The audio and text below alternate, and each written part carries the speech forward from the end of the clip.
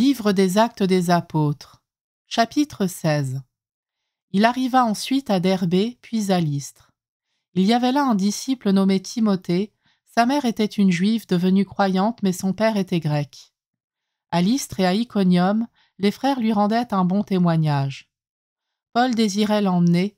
Il le prit avec lui et le fit circoncire à cause des Juifs de la région, car ils savaient tous que son père était grec.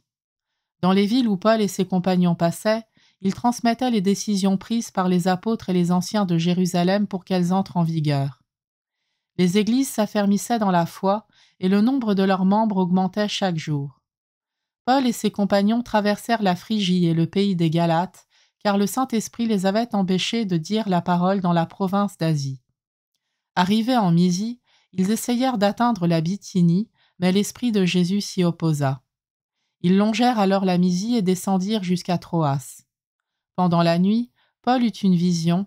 Un Macédonien lui apparut, debout, qui lui faisait cette demande : « Passe en Macédoine et viens à notre secours. » À la suite de cette vision de Paul, nous avons aussitôt cherché à partir pour la Macédoine, car nous en avons déduit que Dieu nous appelait à y porter la bonne nouvelle. De Troas, nous avons gagné le large et filé tout droit sur l'île de Samothrace, puis le lendemain sur Néapolis, et ensuite sur Philippe, qui est une cité du premier district de Macédoine et une colonie romaine. Nous avons passé un certain temps dans cette ville, et le jour du sabbat, nous en avons franchi la porte pour rejoindre le bord de la rivière, où nous pensions trouver un lieu de prière. Nous nous sommes assis, et nous avons parlé aux femmes qui s'étaient réunies. L'une d'elles, nommée Lydie, une négociante en étoffe de pourpre, originaire de la ville de Thyatire et qui adorait le Dieu unique, écoutait. Le Seigneur lui ouvrit l'esprit pour la rendre attentive à ce que disait Paul. Quand elle fut baptisée, elle et tous les gens de sa maison, elle nous adressa cette invitation : « Si vous avez reconnu ma foi au Seigneur, venez donc dans ma maison pour y demeurer. » C'est ainsi qu'elle nous a forcé la main.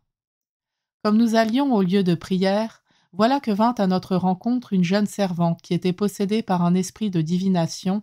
Elle rapportait de gros bénéfices à ses maîtres par ses oracles. Elle se mit à nous suivre, Paul et nous, et elle criait : « Ces hommes sont des serviteurs du Dieu Très-Haut, ils vous annoncent le chemin du salut. » Elle faisait cela depuis plusieurs jours quand Paul, excédé, se retourna et dit à l'esprit : « Au nom de Jésus-Christ, je te l'ordonne, sors. » Et à l'instant même, il sortit. Les maîtres, voyant s'en aller l'espoir de leurs bénéfices, se saisirent de Paul et de Silas et les traînèrent sur la place publique auprès des autorités. Puis ils les firent comparaître devant les magistrats en disant : « Ces gens troublent notre cité. Ils sont juifs et ils prônent des coutumes que nous n'avons pas le droit d'accepter ni de pratiquer, nous qui sommes citoyens romains. » Alors la foule se déchaîna contre Paul et Silas. Les magistrats ordonnèrent de leur arracher les vêtements pour leur donner la bastonnade. Après les avoir roués de coups, on les jeta en prison en donnant au geôlier la consigne de les surveiller de près. Pour appliquer cette consigne, il les mit tout au fond de la prison avec les pieds coincés dans des blocs de bois. Vers le milieu de la nuit, Paul et Silas priaient et chantaient les louanges de Dieu, et les autres détenus les écoutaient. Tout à coup, il y eut un violent tremblement de terre qui secoua les fondations de la prison. À l'instant même, toutes les portes s'ouvrirent et les liens de tous les détenus se détachèrent. Le geôlier, tiré de son sommeil, vit que les portes de la prison étaient ouvertes.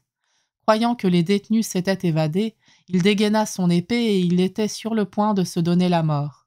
Mais Paul se mit à crier d'une voix forte : « Ne va pas te faire de mal, nous sommes tous là. » Ayant réclamé de la lumière, le geôlier se précipita et, tout tremblant, se jeta aux pieds de Paul et de Silas. Puis il les emmena dehors et leur demanda : « Que dois-je faire pour être sauvé, mes seigneurs ?» Ils lui répondirent : « Crois au Seigneur Jésus et tu seras sauvé, toi et toute ta maison. » Ils lui annoncèrent la parole du Seigneur ainsi qu'à tous ceux qui vivaient dans sa maison. À l'heure même, en pleine nuit, le geôlier les emmena pour laver leurs plaies. Aussitôt, il reçut le baptême avec tous les siens. Puis il fit monter chez lui Paul et Silas, il fit préparer la table et avec toute sa maison, il laissa déborder sa joie de croire en Dieu. Quand il fit jour, les magistrats envoyèrent leurs gardes dire au geôlier : « Relâche ces gens. » Le geôlier rapporta ces paroles à Paul : « Les magistrats ont envoyé dire de vous relâcher.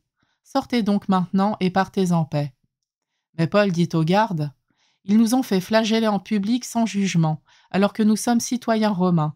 Ils nous ont jetés en prison, et maintenant c'est à la dérobée qu'ils nous expulsent.